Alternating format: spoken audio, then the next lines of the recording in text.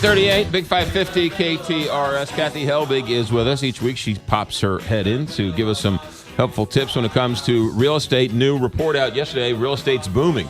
Real estate is booming. Fourth quarter is in full effect. We didn't need the St. Louis Fed to tell us that. We have Kathy Helbig, who's been telling us that for the last couple of months. All right, KathyHelbigGroup.com is the website, 314-276-SOLD. Don't forget to download our app. Red flags today.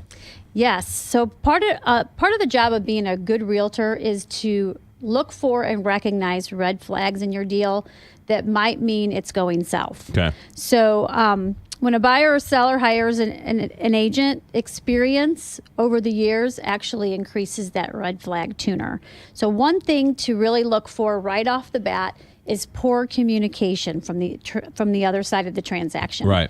Anytime somebody's avoiding your calls, not returning texts, returns calls late at night where they don't want to connect with you, and they're dragging something out, It sounds like dating. It does sound like dating, doesn't it? It kind of is. Sounds like all the girls I date. They don't return my phone calls. Right. Yeah. And little red flags don't mean your deal is necessarily dying, but that's one small indicator to start going, all right, why is the lender not getting back to me? Why is the buyer agent not getting back to me? Why are we getting so close to these deadlines and no one's returning my calls or emails? Right. Yeah. So that's a big one to look for.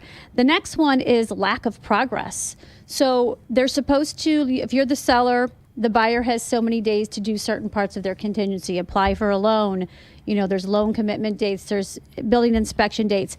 Everything is being pulled out to the last second. Then you got to start wondering, why are they dragging it along, or why are they asking for extension after extension? Right. That's typically an indication that there's something that they're trying to fix on their end that they're not telling you on your end. So, in other words, they don't have the money, they have a better offer, they have second thoughts. Yeah, I've seen it all. I've seen people put contracts on houses and then decide to get a divorce. They don't want to tell the other side. They're dragging things out. Somebody's had, bankruptcy that they didn't tell the lender about, and all of a sudden underwriting discovered it halfway through the deal, and it's now put a side curve on it. Right.